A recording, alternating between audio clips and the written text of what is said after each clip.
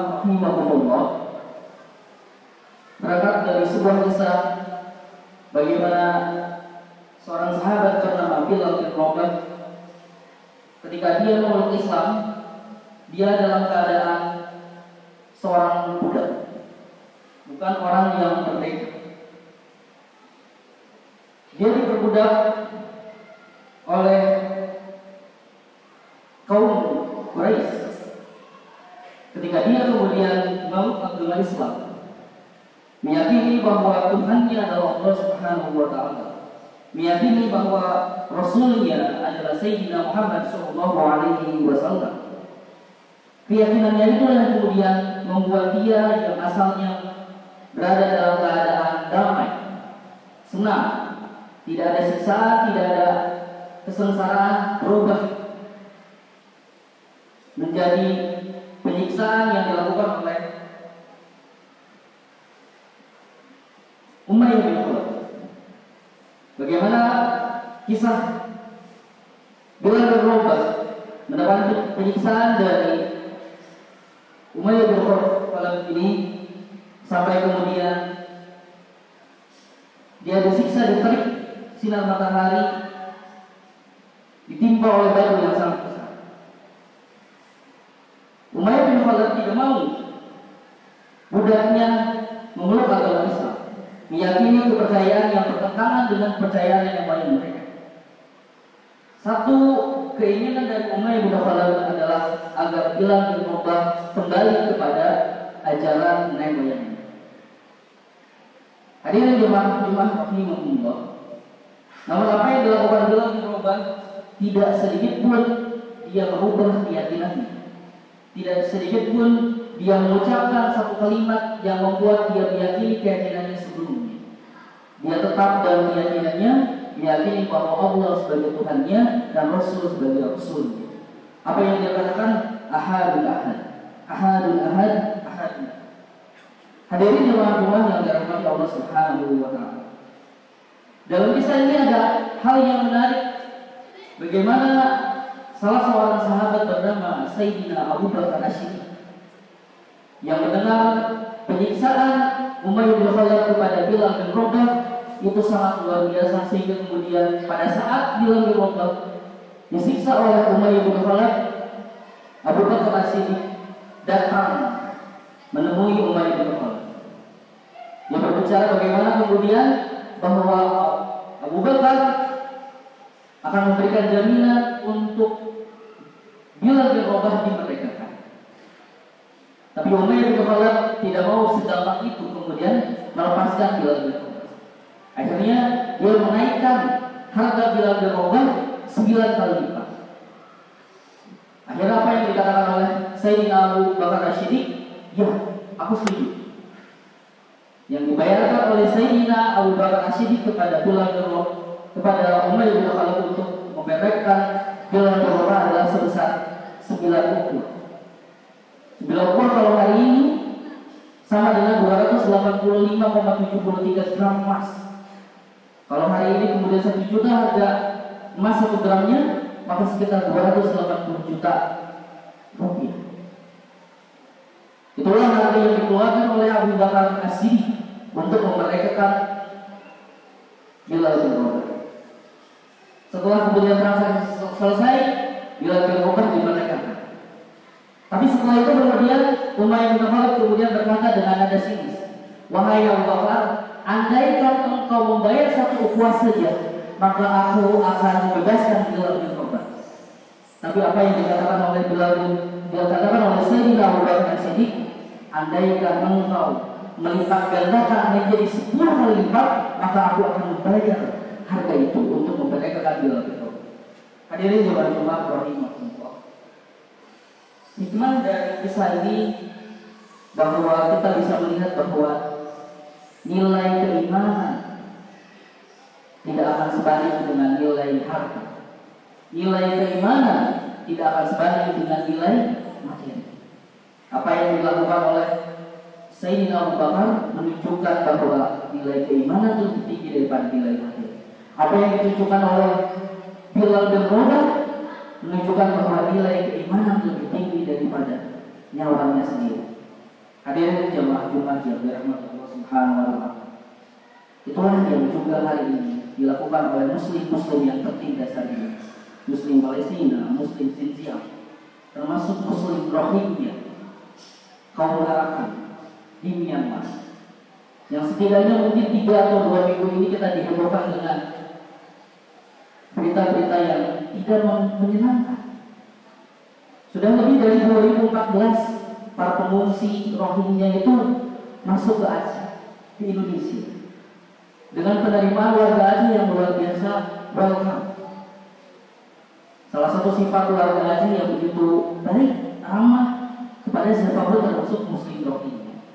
Namun hari ini kemudian kita digemparkan dengan video-video, konten-konten, seakan-akan kita digiring opini untuk membenci Muslim Rohingya.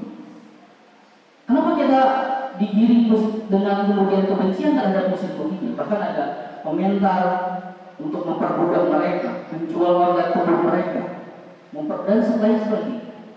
Di mana sisi kemanusiaan orang yang berkomentar seperti itu? Jangankan sisi keimanan, sisi kemanusiaan saja kemudian mereka hilangkan ketika melihat kebencian terhadap Muslim. Hadirin jemaah Jumat yang dirahmati Allah Subhanahu wa taala. Banyak informasi yang tidak benar, banyak misinformasi, bahkan hoax yang disebarkan oleh akun-akun yang cukup besar di media sosial.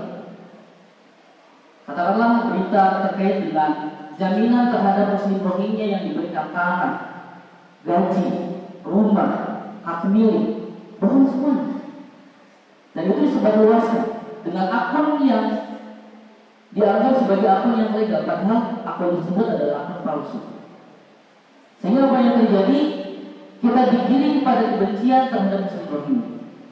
Hadirin jemaah Jumat yang dirahmati Allah Subhanahu wa taala.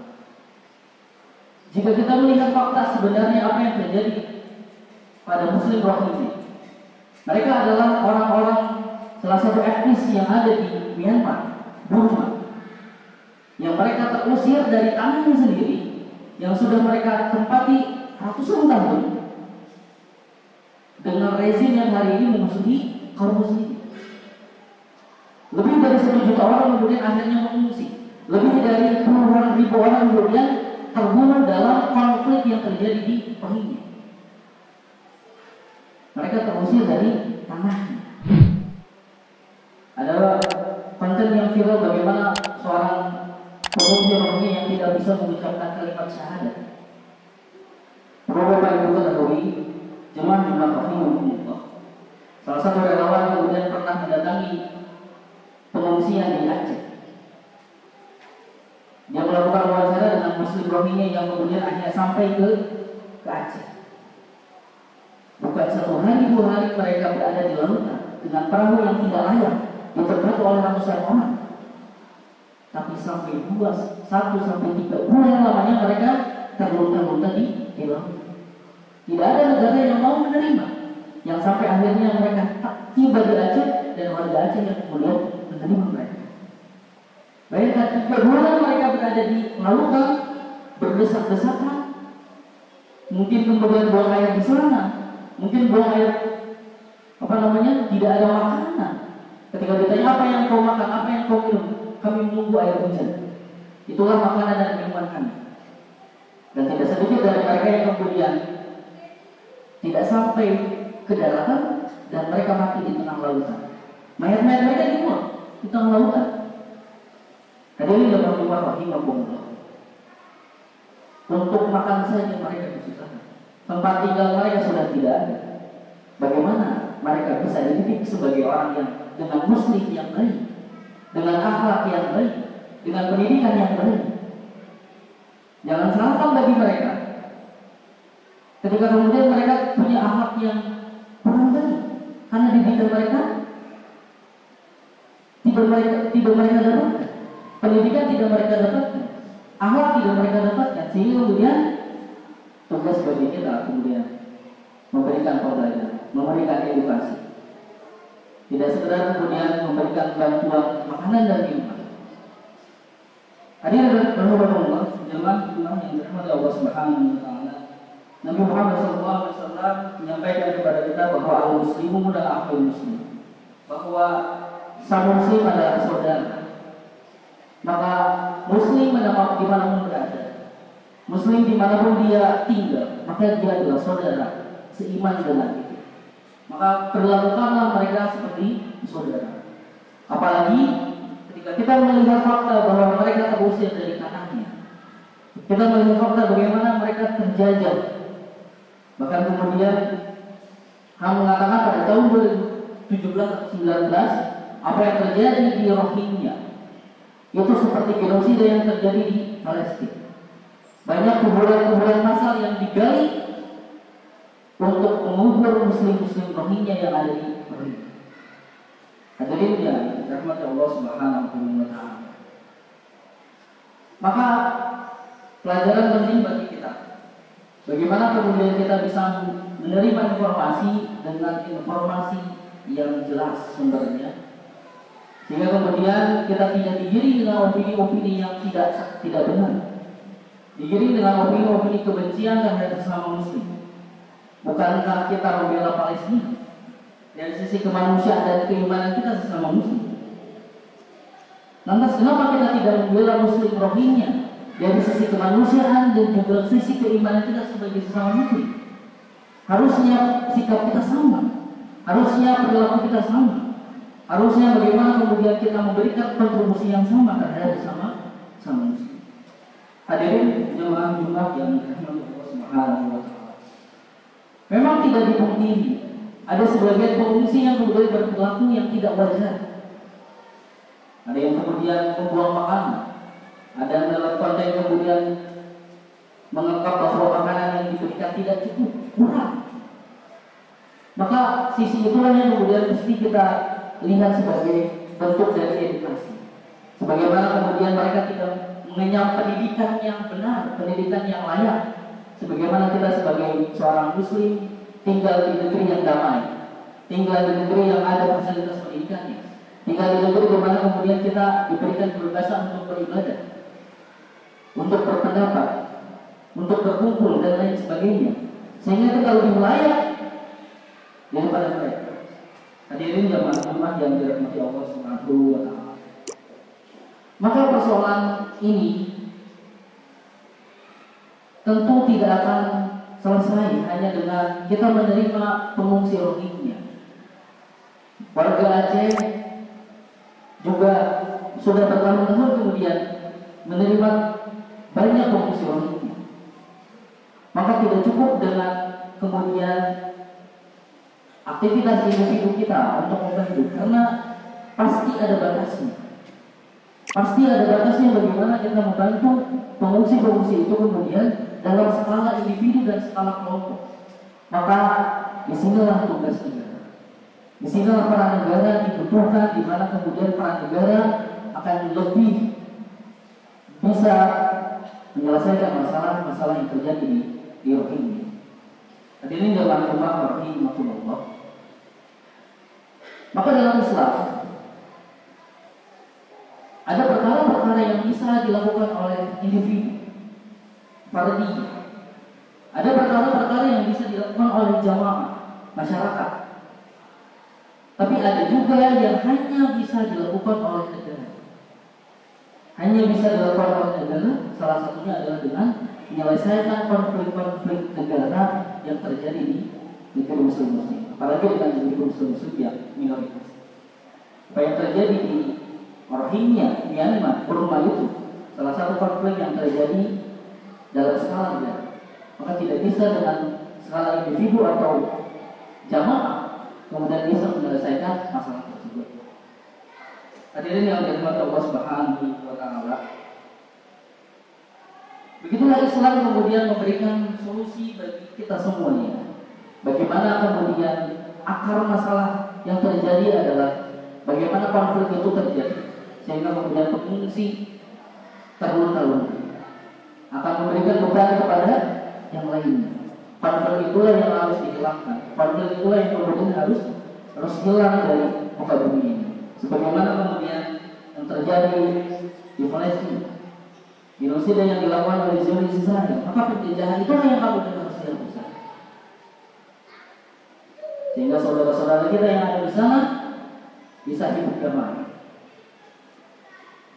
Saudara-saudara kita yang ada di sana bisa melakukan aktivitas ibadah dengan baik. Hadirin yang dirahmati Allah Subhanahu wa taala, Islam yang kemudian akan memberikan solusi atas pengungsian Rohingya. Islam yang akan memberikan solusi di mana kemudian tidak hanya pada skala individu, tidak hanya pada skala jamaah, tapi pada skala negara, di mana negara kemudian mengambil alih agar penyelesaian itu bisa terselesaikan dengan baik. Barakallahu li wa lakum fil Qur'anil Karim wa nafa'ani wa iyyakum bima fihi min al-ayati wa dzikril hakim. Wa taqabbalallahu minna wa minkum tilawatahu innahu was-sami'ul 'alim. Wa qawlu qawli hadza fastaghfirullaha al-'azim innahu huwal ghafurur rahim.